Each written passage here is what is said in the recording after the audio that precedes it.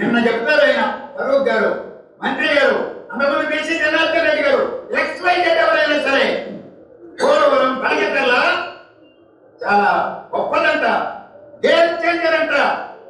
40 మీటర్ల దగ్గర సముద్రానికి ఉన్నటువంటి గోదావరి నీటిని సముద్రంలోకి వెళ్ళే, అది కూడా వరద జలాలని 460 మీటర్ల ఎత్తుకు మన వర్ణాల కవతల తీసుకొచ్చి పైకి ఎక్కించి 40 అడుగులు సరిహద్దువి 26 కిలోమీటర్లు తరివి, అది కూడా 23,000 క్యూసెక్కుల సామర్థ్యంతో తవ్వి అక్కడ సిద్ధేశ్వరం ఆత్మకూరు దగ్గర మేము వచ్చేటప్పుడు చూసాం.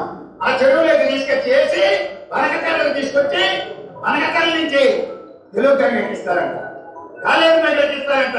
వాటిని తీసుకెళ్లి మళ్ళా కన్నాలో పోసే ఆ ఆదిమాపల్లి దగ్గర సోమస్వరం జరుగుతారంట. పైకి తీసుకెళ్లడం, కిందకి తీసుకురావడం, నదిలో పోయడం, మళ్ళా సోమస్వరం తీసుకెళ్లడం, అక్కడ నదితే సముద్రంలోకి పంపించడం. ఇంతకంటే ఘోరమైనటువంటి ప్రాజెక్టు ఉంటుందా? 4,000 మెగావాట్లు, 82,000 కోట్లు, ఇప్పుడు 400 కిలోమీటర్ల ప్రయాణం. దాన్ని ఏం పలుకారు ఆలోచించి మీరు మాట్లాడుతున్నారు, మీరు స్టేట్మెంట్లు ఇస్తున్నారు. మీరు ఏం జనార్దన్ రెడ్డి గారు ఆలోచన చేయలేదా? మంత్రులుగా మీరు అడుగులేని అడుగుతున్నాను నేను. ఈ వేదిక నుంచి ఆలోచన పుట్టకుండా కొద్దిగా చంద్రబాబు నాయుడు గారు చెబితే తెలగొస్తారా?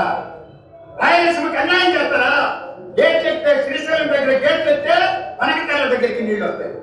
ఈరోజు ఎత్తారు కదా, నిండా ఉన్నాయి కదా శ్రీశైలంలో. గేట్ చెప్తే వనకతలకు వచ్చినాయి కదా, వనకతల నుంచి ఈరోజు ఊరకాలకు వచ్చాయి కదా, వెలుగొడుకు పోయినాయి కదా.